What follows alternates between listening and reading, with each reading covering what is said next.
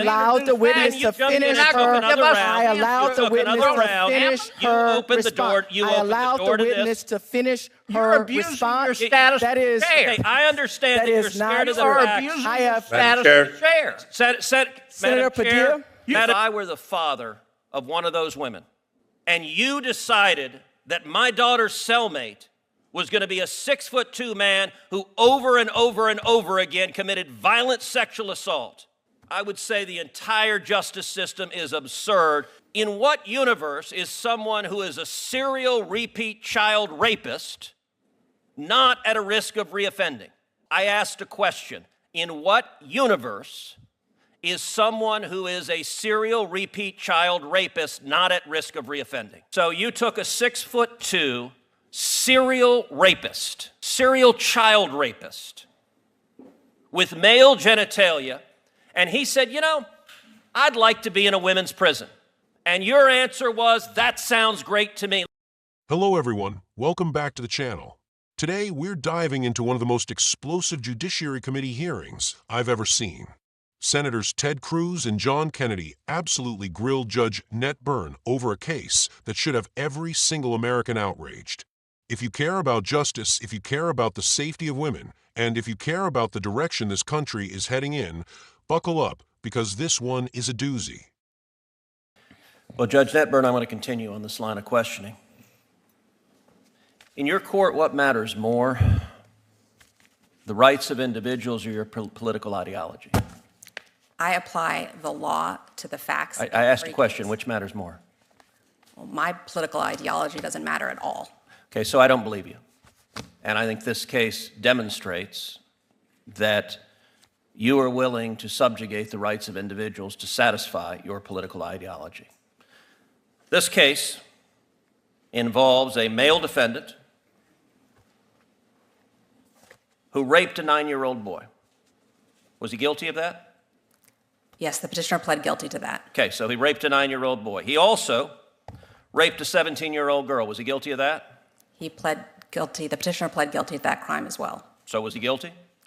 I hope so, because she pled guilty to it. He was a he when he did this. That's correct. And also criminal deviant conduct, which the record doesn't disclose what that was exactly. Then, after serving in prison, Mr. McClain was released for parole, but then violated the terms of parole by having internet and was sent back to prison. 1 year after being released again, he was convicted of having child pornography. Is that correct? I'm unclear on exactly the time frame that you're at, but the petitioner was convicted of distributing child pornography. Child pornography that was images of adults violently raping children. Abhorrent conduct. Okay. For which there are real victims.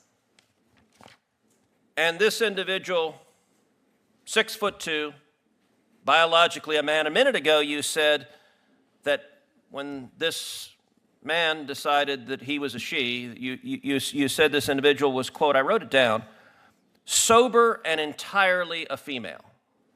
That phrase struck me as remarkable. Did this individual have male genitalia? I think what I said, or at least what that is a verbatim quote, entirely a female. Sorry, what I meant to say was hormonally a female. Okay, but that's not entirely. Did this individual have male genitalia? Yes. So you took a 6'2" serial rapist, serial child rapist with male genitalia, and he said, you know, I'd like to be in a women's prison. And your answer was, that sounds great to me. Let me ask you something. The other women in that prison, do they have any rights? Is that a question you're yes, asking me? The other women in that prison, do they have any rights? Of course. Do they have the right not to have a 6'2" man who is a repeat serial rapist put in as their cellmate? Senator Cruz, I considered the facts presented to me, and I reached a decision based on what the law is. I asked you a question. Do they have a right not to have a 6'2" man who is a serial rapist put in as their cellmate? Do those women have a right to that? Every person who's incarcerated has the right to be safe in their space. But you didn't think so. You didn't think so. And in fact, I'm going to give some quotes from your order because Senator Kennedy is right. This is not a judge's order. This is a political activist. By the way, The beginning of your order says, at birth, people are typically assigned a gender. I got to say that would astonish a lot of Americans. A lot of Americans think you go to the hospital, a baby is born, and congratulations, you have a little boy, a little girl. The assigned a gender, I know you went to Brown, but it sounds like it's in a college faculty lounge with no bearing on reality. The Bureau of Prison argued what I'm saying right now, that if you put this person in a female prison, there will be a risk of sexual assault to the women. And you know what you did? You said you didn't care about the women. I'm going to quote what you wrote. You wrote, quote, "The Bureau of Prisons claim penological interest in protecting female prisoners from sexual violence and trauma. This interest is legitimate," that's kind of you to say, "but there are no signs that petitioner is at risk of reoffending. The record is devoid of evidence of incidents of violence or assault during petitioner's incarceration when she was the perpetrator, only the victim. A theoretical risk of sexual assault by the prisoner without more cannot support the BOP's position. No evidence, theoretical." Have you dealt, in what universe is someone who is a serial repeat child rapist not at a risk of reoffending? Senator, as I do in every case. Okay, I know you've been told to repeat the line, "I follow the law." I asked a question. In what universe is someone who is a serial repeat child rapist not at risk of reoffending? Sir, I looked at the facts that were before me in this case. All of the evidence, including the statements of every warden who had supervised this petitioner. You also wrote, "The BOP also posits that permitting petitioner to live among women will be traumatizing and possibly dangerous to them. This concern is overblown."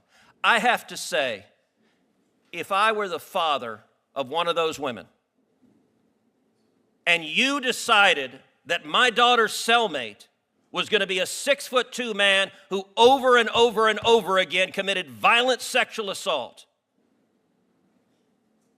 I would say the entire justice system is absurd, and it is clear on your record your political ideology matters a heck of a lot more than the rights of those women that you endangered. I think you're a radical, and I think you have no business being a judge. Judge Netburn, there was an opportunity during your exchange with Senator Cruz that you were attempting to offer a response relative to the conditions under which this petitioner was unsafe in the facilities in which she was being held. I'd like to offer you the opportunity to finish that response. So the facts that were presented to me and what I relied on to make my decision were that the petitioner had engaged in no violence, no physical violence, no acts of sexual violence whatsoever while in custody. All three wardens who supervised the petitioner requested that she be transferred to a women's facility because of her serious medical needs. In addition, the Bureau of Prisons' longtime medical provider testified at a 2-day hearing in my courtroom and recommended that the petitioner be transferred because of her serious medical needs. And the last thing I'll say is that the Transgender Executive Council, which is the body that makes decisions on behalf of transgender transfer requests within the Bureau of Prisons, never said that the petitioner could not be transferred, and never, ever said that she couldn't be transferred because of any risk of violence. What the Transgender Executive Council repeatedly said in denying the request was simply that she needed to maintain her hormone levels. That was the repeated justification for the denial of transfer. But the petitioner had reached full female hormone levels before even being incarcerated. At the time, the district judge in Indiana who sentenced the petitioner requested that she be placed in a women's facility. Her hormones were entirely female at that point, and so the decision by the Transgender Executive Council to deny the transfer request based on this idea that it was only because her hormones needed to be consistent and stabilized, I found was a pretext, but they never once said she cannot be transferred because of violence. It was always based on this idea that her hormones had to be. Thank you, Judge Madam Netburn. Chair, Senator Judge Padilla. Netburn, that's Senator directly Padilla, contrary to what your Senator, you report all says. have That is had directly all, contrary. no, No, you're gonna follow up. We're gonna no, You're there gonna is follow up, no and that's how it follow-up. works. There is You not. That is There exactly is- how it works. Look, If we're you gonna be follow allowed up, to you didn't get ask extra time, questions? and she just directly contradicted her own report. I'm just going to read her own words This isn't because fair, it's Madam exactly Chair. the opposite of what she said. Your own report. Senators, says, quote, I gave both of you more time to finish your line allowed of the witness to questioning. testify I and allowed the introduce witness facts. to finish You're not gonna her. give us I an allowed answer. the witness another to round. finish You her opened the door. response. You I opened the allowed door the to this. witness to finish You're her abusing response. your status That is, as chair. Okay, I understand That that you're is not- scared of You the are facts. abusing I your have- status Madam as chair. Senator Madam Chair, Padilla? You Madam can't Chair, just open Thank you, up Madam Chair. testimony and then she not has an give us a obligation to chance explain cross-examine. why she directly contradicted what she wrote in her report. She says in her report, the Bureau of Prisons' claimed penological interest is in protecting female prisoners from sexual violence and trauma. She just told you the Bureau of Prisons didn't say there was a concern about sexual violence and trauma. Those are directly contradictory, and why are you contradicting what you wrote in your report? And what are Thank you you, Madam trying to Chair. I hide, believe Madam I have Chair? the floor. No, wait, point of I order. believe Senator I Padilla. have the floor. Senator Trying to Padilla. hide, Are you going to let her Madam answer that question, Senator or you Padilla. don't want her to answer that question? Senator You're Padilla. afraid? This very is much, a Madam cover-up, Chair. Madam Senator Chair. Are you Padilla. afraid of the answer to This that? is Colleague. no Cover-up. Are you Senator afraid Padilla. of the answer to that question? Senator Colleagues, Padilla. So yes, My you are time. afraid of the answer to that question. Senator ridiculous. Padilla. Please hold Clearly, my you're time. afraid of the answer to that question. This is Thank you. absurd. All right, let's start with the facts. The case they were discussing involves a man, yes, a man, who committed some of the most heinous crimes imaginable. This individual raped a 9-year-old boy and a 17-year-old girl. Let that sink in for a minute. A serial child rapist. Now, this person decides they're a woman because apparently that's all it takes these days, and they request to be transferred to a women's prison. And Judge Netburn, in her infinite wisdom, says sure, why not? Are you kidding me? This isn't just bad judgment, it's a complete betrayal of justice and common sense. What about the rights of the women in that prison? What about their safety? Does that not matter anymore? Exactly, Senator Cruz. Do those women have rights? Or are we so far gone as a society that we're willing to put convicted rapists, biological men, into women's prisons just to appease some radical political agenda? Because that's what this is, folks. This isn't about fairness or justice. This is about pushing a woke ideology that puts political correctness ahead of real people's safety. Judge Netburn claims she looked at the facts, but let's break that down for a second. She admitted that this individual still had male genitalia. She admitted that this person was convicted of distributing child pornography. And yet, she thinks it's perfectly fine to put them in a women's prison. How does that make sense? Oh, give me a break. No record of violence in custody? Are we supposed to trust that someone who raped children and distributed disgusting images of children being abused is suddenly a model citizen because they've been in prison for a few years? This isn't about whether they behaved in custody. It's about the risk they pose to the women in that prison. Imagine being a woman in that facility. Imagine knowing that your cellmate is a 6 feet 2 inches biological man with a history of violent sexual crimes. How is that fair to them? How is that justice? Theoretical. Are you kidding me? Since when is the risk of sexual violence theoretical when you're dealing with a serial child rapist? This isn't some abstract debate in a college faculty lounge, as Cruz rightly pointed out. This is real life. These are real women's lives we're talking about. And Judge Netburn just threw them under the bus to virtue signal to the woke mob. And let's not forget what Senator Kennedy said. This isn't the behavior of a judge. This is the behavior of a political activist. And he's absolutely right. Judges are supposed to apply the law impartially, not twist it to fit their personal ideologies. But that's exactly what Netburn did here. And it's not just her. This is part of a much bigger problem in our judicial system. Yes, the medical needs argument. Let me tell you something, folks.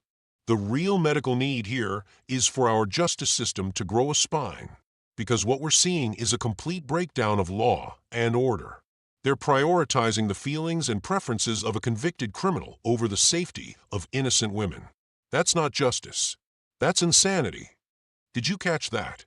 When Cruz and Kennedy tried to hold Netburn accountable, the chairwoman jumped in to shut them down. Why? Because the left doesn't want answers. They don't want accountability. They're terrified of the truth coming out because it exposes just how radical their agenda really is. Let me be clear, this isn't just about one judge or one case. This is about the direction our country is heading in. If we don't stand up now, if we don't demand accountability, this kind of madness is only going to get worse. We're talking about a justice system that's supposed to protect the innocent and punish the guilty, but instead, it's being hijacked by activists who care more about pushing their ideology than doing what's right. So what can we do? First, we need to support leaders like Cruz and Kennedy who are willing to stand up and fight for what's right. Second, we need to hold these judges accountable. And third, we need to speak out. Because if we stay silent, the radicals win. Folks, this isn't just politics. This is about the soul of our nation. It's about whether we're going to stand up for justice or whether we're going to let the woke mob destroy everything we hold dear. If you agree, hit that like button, share this video, and let's get the word out. Together, we can make a difference. Thanks for watching, and as always, God bless America.